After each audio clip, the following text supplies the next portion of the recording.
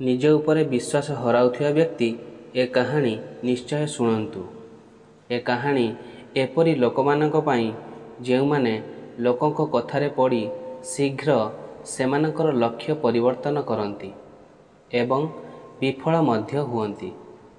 जड़े प्रसिद्ध पंडित एक गाँव रे रहुथिले। सेही पंडितंक नाम गंगाराम थिला। सेही पंडित से रहुथिबा गाँर प्रसिद्ध मंदिर रे पूजा करुथिले। गंगाराम केवल पूजा नुहे बरं समस्त विवाह एवं समस्त धार्मिक कार्य मध्य करुथिले। गंगाराम एते प्रसिद्ध थिले जे निकटस्थ समस्त ग्राम रे तांकर चर्चा करा जाउथिला एवं समस्ते पंडितंकु बहुत सम्मान करुथिले। गंगाराम पंडित एते प्रसिद्ध थिले जे लोकमाने सेमानंकर धार्मिक कार्य करिवा पई बहु दूर ग्रामरू तांको डाकुथिले एवं भल दान मध्य देउथिले। थरे पंडित तांको गाँरू अन्य एक गाँ को जाई विवाह कार्य करिवा पई जाइथिले। सेही गाँटी पंडितंको गाँ ठारू 3-4टी गाँ डेइबा परे आसुथिला।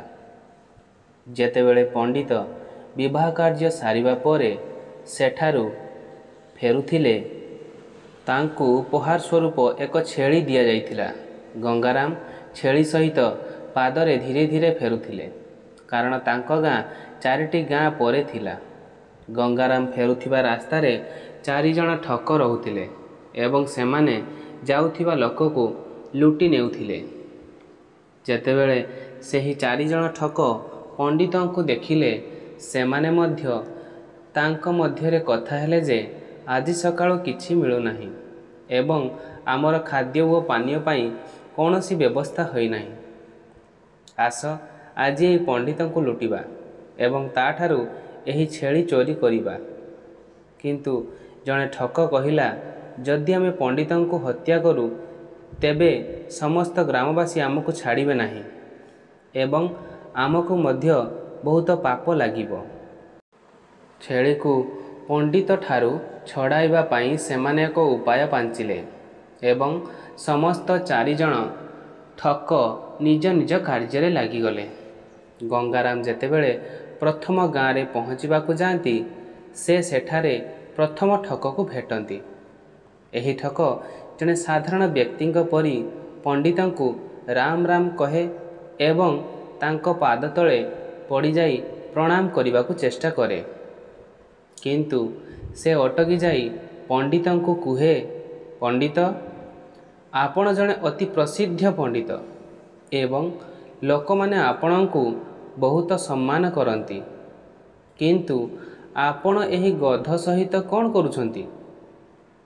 प्रथम ठकर कथा शुणिबा परे पंडित रागी जाई कहंती, तुमे मूर्ख, एहा गध नुहे, एहा गोटिए छेली।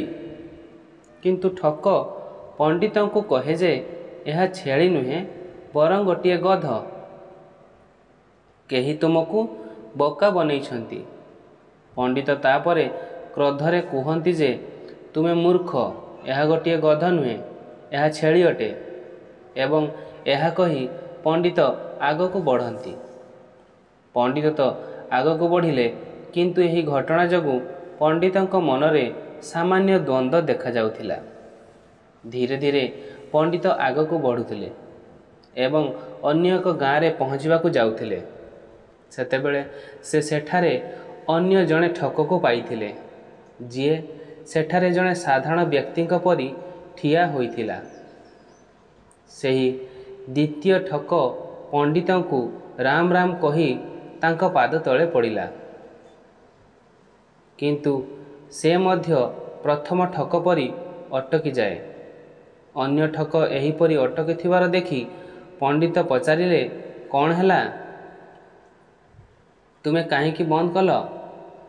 ठक कहिला, पंडित आपण काहींकी एही गध सहित बुलुछंती? एहा आपणंकु विच्छिन्न करिदेव एवं लोकमाने आपणक विषय रे कौन भाबिबे? एही गधको तोड़ीदेबा आपणक पई भल। ପଣ୍ଡିତ ଏହା କହି ଦ୍ୱିତୀୟ ଠକର କଥା ଶୁଣିବା ପରେ ବହୁତ କ୍ରୋଧିତ ହୋଇ କହିଲେ, ତୁମେ ଜଣେ ମୂର୍ଖ। ଏହା ତୁମକୁ ଦେଖାଯାଉନି ଏହା ଏକ ଛେଳି ଅଟେ ଏବଂ ତୁମେ ଏହାକୁ ଗଧ ବୋଲି କହୁଛ? ଦ୍ୱିତୀୟ ଠକ କହେ, ପଣ୍ଡିତ, କେହି ଆପଣଙ୍କୁ ପାଗଳ କରିଛନ୍ତି। ଏହା ଛେଳି ନୁହେଁ, ଏହା ପ୍ରକୃତରେ ଗୋଟିଏ ଗଧ ଏବଂ ଯଦି ସେ ତୁମ ସହିତ ରହେ ତେବେ ତୁମର କ'ଣ ସମ୍ମାନ ରହିବ? ଏହା ଶୁଣି ପଣ୍ଡିତ ନିଜେ ନିଜେ ପ୍ରଶ୍ନ କରିବାକୁ ଲାଗିଲେ ଯେ ସେ କ'ଣ କହୁଛି। ମୁଁ ଗୋଟିଏ ଛେଳି ଆଣିଛି କିନ୍ତୁ ସମସ୍ତେ ଏହାକୁ ଗଧ ବୋଲି କାହିଁକି କହୁଛନ୍ତି? ମୁଁ ପ୍ରକୃତରେ ଏକ ଗଧ ସହିତ ବୁଲୁଛି କି? ପଣ୍ଡିତଙ୍କର ମନ ଏବେ ପରିବର୍ତ୍ତନ ହେଉଥାଏ। ଏବେ ପଣ୍ଡିତ ଚିନ୍ତାରେ ପଡ଼ିଯାଇଛନ୍ତି ଏବଂ ସେଠାରୁ ସେହି ଠକ ଚାଲିଯାଇଥାଏ। ପଣ୍ଡିତ ମଧ୍ୟ ଆଗକୁ ବଢ଼ିବାକୁ ଲାଗେ। ପଣ୍ଡିତଙ୍କ ମନରେ ପ୍ରଶ୍ନଟି ଚାଲିଥିଲା କି ଏହା ଛେଳି ନା ଗଧ। ଯେତେବେଳେ ପଣ୍ଡିତ ତୃତୀୟ ଗ୍ରାମରେ ପହଞ୍ଚିବାକୁ ଯାଉଛନ୍ତି ସେତେବେଳେ ସେ ସେଠାରେ ତୃତୀୟ ଠକକୁ ଭେଟିଛନ୍ତି। ସେ ମଧ୍ୟ ପଣ୍ଡିତଙ୍କୁ ରାମ ରାମ କହି ତାଙ୍କ ପାଦ ଛୁଇଁବା ପାଇଁ ନଇଁପଡ଼େ କିନ୍ତୁ ଅଟକିଯାଏ। ଯେତେବେଳେ ପଣ୍ଡିତ ପଚାରିଲେ, କ'ଣ ହେଲା? ସେତେବେଳେ ତୃତୀୟ ଠକ ପଣ୍ଡିତଙ୍କୁ କହିଲା, ପଣ୍ଡିତ, ସବୁ ତ ଠିକ୍ ଅଛି, ଆପଣ ଏହି ଗଧକୁ ସାଙ୍ଗରେ ନେଇ ବୁଲୁଛନ୍ତି କାହିଁକି? ତୃତୀୟ ଠକର କଥା ଶୁଣି ପଣ୍ଡିତ କହନ୍ତି ଯେ ମୁଁ ଏହି ଗଧକୁ ଗାଁ ବାହାରେ ଛାଡ଼ିବାକୁ ଯାଉଛି। ମୋତେ ରାସ୍ତାରେ ଦୟନୀୟ ଅବସ୍ଥାରେ ମିଳିଥିଲା ଏବଂ ପଣ୍ଡିତ ସେଠାରୁ ଚାଲିଗଲେ। ଏହି ତିନୋଟି ଠକମାନଙ୍କ କଥା ଶୁଣିବା ପରେ ପଣ୍ଡିତ ନିଜ ଉପରେ ଆତ୍ମବିଶ୍ୱାସ ହରାନ୍ତି ଏବଂ ସେ ଅନୁଭବ କରନ୍ତି ଯେ ଲୋକମାନେ ଠିକ୍ କହିଛନ୍ତି ଏବଂ ସେ ଭୁଲ କରିଛନ୍ତି। କିନ୍ତୁ ତାପରେ ପୁଣି ଭାବନ୍ତି ଯେ ମୁଁ ଠିକ୍ ଅଟେ। ସେହିଭଳି ପଣ୍ଡିତ ନିଜ ଉପରେ ତାଙ୍କର ଆତ୍ମବିଶ୍ୱାସ ହରାଇବାରେ ଲାଗନ୍ତି ଏବଂ ଭାବନ୍ତି ଯେ ମୁଁ ମୋର ଗାଁରେ ପହଞ୍ଚେ ଏବଂ ଯଦି ଏହା ଗୋଟିଏ ଗଧ ଏବଂ ଛେଳି ନୁହେଁ ତେବେ ଲୋକମାନେ ମୋ ବିଷୟରେ କ'ଣ କହିବେ, କ'ଣ ଭାବିବେ? ଏହି ସମସ୍ତ ଚିନ୍ତାଧାରା ହେତୁ ପଣ୍ଡିତ ଚତୁର୍ଥ ଗ୍ରାମରେ ପହଞ୍ଚିଲେ। ସେଠାରେ ସେ ଚତୁର୍ଥ ଠକକୁ ଭେଟିଲେ। ଚତୁର୍ଥ ଠକ ମଧ୍ୟ ପଣ୍ଡିତଙ୍କୁ ରାମ ରାମ କହି ତାଙ୍କ ପାଦ ଛୁଇଁବାକୁ ଯାଇ ସେ ମଧ୍ୟ ଅଟକିଯାଏ। ପଣ୍ଡିତ ଏହା କହି ଚତୁର୍ଥ ଠକକୁ ପଚାରିଲେ, କ'ଣ ହେଲା? ଠକ ପଣ୍ଡିତଙ୍କୁ କହିଲା ଯେ, ପଣ୍ଡିତ, ଆପଣ କାହିଁକି ଏହି ଗଧକୁ ସାଙ୍ଗରେ ନେଉଛନ୍ତି? ପଣ୍ଡିତ ଚତୁର୍ଥ ଠକକୁ କୁହନ୍ତି ଯେ ମୁଁ ଏହି ଗଧ ଗାଁ ବାହାରେ ଛାଡ଼ିବାକୁ ଯାଉଥିଲି। ତାପରେ ସେହି ଠକ କହେ ଯେ, ପଣ୍ଡିତ, ଏହି ଗଧଟି ଆପଣଙ୍କର ଅନୁକୂଳ ନୁହେଁ। ଲୋକମାନେ ଆପଣଙ୍କ ବିଷୟରେ କ'ଣ ଭାବିବେ, କ'ଣ କହିବେ? ଆପଣ ଏହାକୁ ମୋତେ ଦିଅନ୍ତୁ, ମୁଁ ଏହାକୁ ବାହାରେ ଛାଡ଼ିଦେବି। ଏହାପରେ ପଣ୍ଡିତ ନିଜ ଉପରେ ବିଶ୍ୱାସ ହରାନ୍ତି ଏବଂ ଛେଳିଟିକୁ ଗଧ ବୋଲି ଭାବି ଏହାକୁ ଠକକୁ ଦେଇ ଦିଅନ୍ତି ଏବଂ ଛେଳିକୁ ଛାଡ଼ି ଚାଲି ଆସନ୍ତି। ସେହି ଚାରିଜଣ ଠକଙ୍କର ଏହି କୌଶଳ କାମ କରେ ଏବଂ ସେମାନେ ଛେଳିଟିକୁ ପଣ୍ଡିତଙ୍କ ଠାରୁ ଛଡ଼େଇ ବିକ୍ରୟ କରି ଟଙ୍କା ରୋଜଗାର କରନ୍ତି। ଆମକୁ ଏହି କାହାଣୀରୁ ଶିକ୍ଷା ମିଳେ ଯେ ଆମେ ନିଜ ଉପରେ ବିଶ୍ୱାସ କରିବା ଉଚିତ।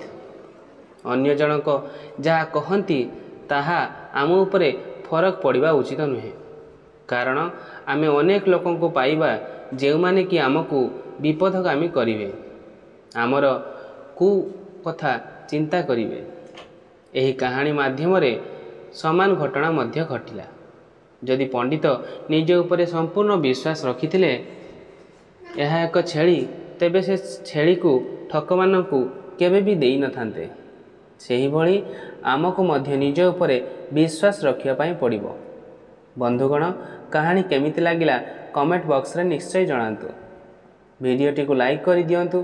ବିଶ୍ୱାସ କରନ୍ତୁ ଏହି ଚ୍ୟାନେଲରେ ଆପଣ ଏମିତି ଜ୍ଞାନବର୍ଦ୍ଧକ କଥା ଶୁଣିବେ।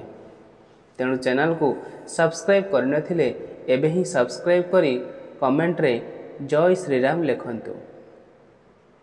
ଜୟ ଶ୍ରୀରାମ।